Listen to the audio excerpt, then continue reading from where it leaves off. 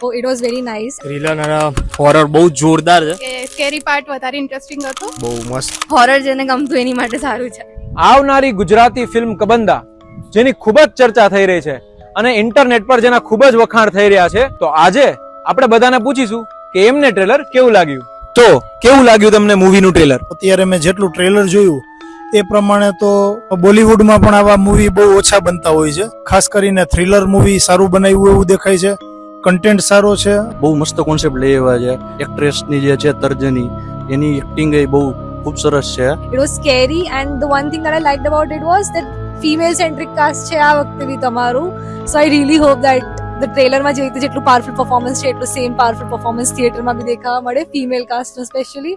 જેને પણ આ ટાઈપના થ્રિલર મૂવી જોવાનું પસંદ હશે એમને મજા પડી જશે. તો લોકોના રિએક્શન ઉપરથી તો એવું લાગ્યું કે ટ્રેલર ખરેખર બહુ જ જોરદાર છે.